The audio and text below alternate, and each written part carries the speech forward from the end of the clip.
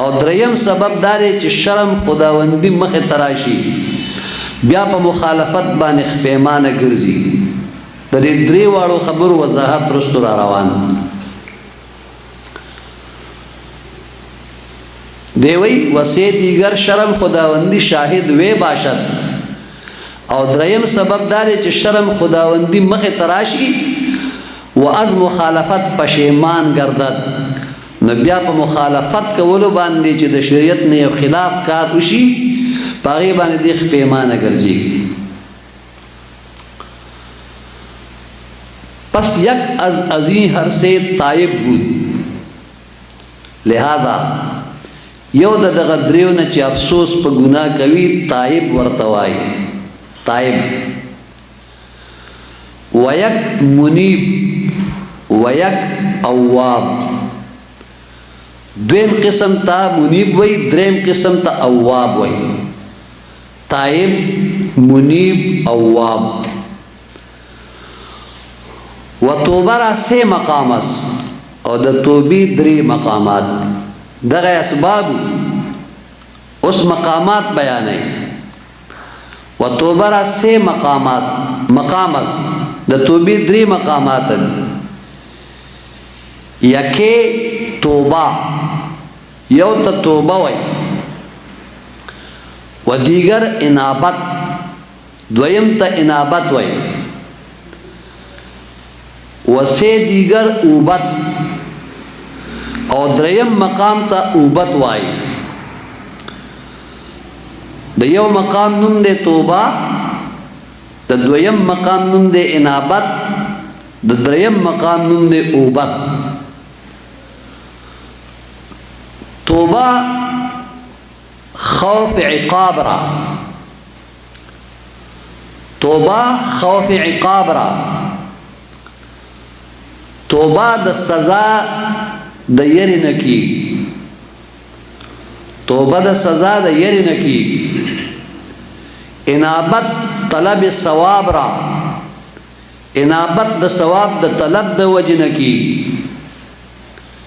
و اوبت رعایت فرمان را او اوبت د رعایت د فرمان په وجه حاصلی. یعنی چاته چې د خپل رب جل جلاله نه زیات شرم محسوسیږي الله تعالی د هغه د زړه ځمکه زر آباد او زرخیزه ګرځوي. پښتانه وی دا انسان د خدای نه شرمېږي دې د الله نه شرمېږي ځکه په دې کار باندې د ګناه په کار باندې سیده و نیغ ول وی دله د خپل رب نه شرم نه ول. نو ګورئ یعنی چاک چې د خپل رب جل مجده نه زیات شرم محسوسیږي الله تعالی جل جلاله د هغه د زړه ځمکه زر آباده او زرخیزه ګرځوي. په خبره باندې به پوهېږي. یو شرمندگی د عام خلقو ده چې کله ورته پته ولګي چې الله پاک جل مجده په مون نه کولو باندې دومره سخته سزا ورکوي دروجې په نه نیولو باندې د جهنم لمبې سیزل کوي د چا په حق غصب کولو باندې بما رب کائنات په دوزخ کې اچي هغه جهنم چې داغه د غاړې نه کاڼې وغورځيږي نو 80,000 کاله پس داغه بیخ ته رسیږي او پاغي کې ډېری تبقیری د دوزخیانو د بدنونو بهر شوی پیپ بیا پاغي باندې سکولې شي. کوم وخت چې د عذاب الهی په باره کې دا واوري نو د پیمانه شي او وای چې زه څومره لوی بې وقوف یم چې ما دغه عذاب د پاره خپل ځان تیار کړی دی. کوم چې روزانه زه مخ وینځم نو دا خو ما د دوزخ د پاره نه دی وینځلی کوم بدن چې ما د بیمارونو بچ ساتلی دی او د د پاره مې ډېر مشکلات برداشت کړي دي آیا ما د دوزخ د پاره تیارې کړې نو د خپل پروردگار جل مجدہ نه او شرمېږي الی الله په دې طریقې سره وکړي چې الله ته توبه وباسي. دغه په صدق دل سره رجوع الی الله ته توبه وایي. حضرت علی حجویری د تاګنج بخش رحمت الله تعالی علیه د توبې لفظ صرف د دوی د پاره ښودلی چې توبه د عام مسلمانانو مقام دی. د عام مسلمانانو رجوع الی الله په صدق دل سره هغې ته توبه وایي. د مبارک ورپسې فرمایي آن چې توبه مقام عامه مؤمنان است و آن از کبیره بود. د دې وجه نه توبه د عام مسلمانانو مؤمنانو مقام دی چې هغه د ګناه کبیره نه کیږي چې زه به نور ګناهونه نه کومه په هغه شتو باندې پېمانتیا راوړي آینده دپاره عزم وکړي چې بس زه به نوره ګناه نه کوم. نو قرآن پاک کې الله پاک جل مجدہ په خپله په سوره تحریم آیت نمبر 8 کې فرمایي چې یا ایها الذین آمنوا توبوا الی الله توبة نصوحا. اے ایمان والو داسې توبه وباسئ چې د راتلونکو خلکو دپاره نصیحت وګرځي یو پند وګرځي چې هلکه داسې توبه وباسي لکه فلاني چې ویستې وه داسې په صدق دل سره توبه وباسئ.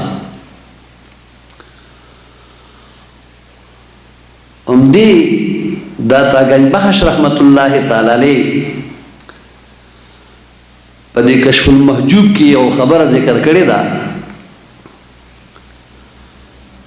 چې حضرت مالک بن دینار رحمت الله تعالی علیه چې دی نو دې مخکې په یو زنانه باندې عاشق او دی به هر شپه د ماښام نه پس د هغې د کور دیوال ته راتلو او ښکته به ولاړو چې اوس به زما معشوقه په دیوال باندې سر روچت کي اوس به روچت کي تر دې چې شپه به تېره شو سهار به شي ټوله شپه به هغې ته انتظار او د دغه معشوقه چې ونه وه بېغمه په کور کې وده وه چېرته یو شپه هم په دیوال سر نه دی راپورته کړی او د ده دا معمولو چې هره شپه به راتلو دغه معمول مطابق چې دی یو شپه راغی اوس هغه دیوال سره ولاړ دی شپه نیمې ته ورسېده د نیمه شپه کې ورته د محبوب حقیقي د طرف نه آواز راغی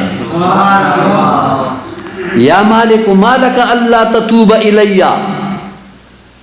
اے مالک بن دینار سے دا تا باندې څه چل شوی ته ما ته رجوع نه کې ما ته توبه نه وباسي. څومره مودو شو د هغه چا په انتظار باندې ناستې ولاړې شپه روڼې چې هغه بېغمه خوبونه کوي او ستا طرف ته التفات قدر لم نه کوي. زه خو ستا هغه محبوب یم چې لا تأخذه سنة ولا نوم ما له خو نه خوب راځي نه راله پرکاري راځي. ستا هغه معشوقات تا ته د سره په دیوال سر نه راپورته کوي زه د شپې ورځې تا ته د خپل رحمت په نظر سره ګورم نو ته زما طرف ته رجوع ولې نه کوي.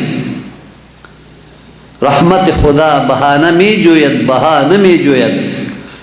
دا الله رحمت بانه غواړي قیمت نه غواړي. بس مالک بن دینار رحمت الله تعالی علیه چې دا خبره واورېده بس یو عجیبه سر پې د مولا جل مجدہ د هاتفي آواز وشو او ما هغه وخت کې توبه وویسته او د خپلې زمانې د الله دوست له لاړو د هغه په لاس باندې توبه وویسته او داسې هستي ته جوړه شوه چې هغه ته اوس مونږ مالک بن دینار رحمت الله تعالی علیه وایي. سبحان الله. دغه ته توبه وایي. رب ذوالجلال ذکر فرمائی چې یا ایها الذین آمنوا توبوا الی الله توبة نصوحا. ایمان والو داسې توبه وباسئ چې د راتلونکو خلکو دپاره هغه توبه نصیحت وګرځي. چې داسې توبه وباسي لکه مالک بن دینار چې ویستې ده. په دې آیت کریمه کې چې الله تعالی د کومې توبې ذکر فرمایلی دی نو دا عوامي توبه ده. په حدیث شریف کې جناب رسول الله صلی الله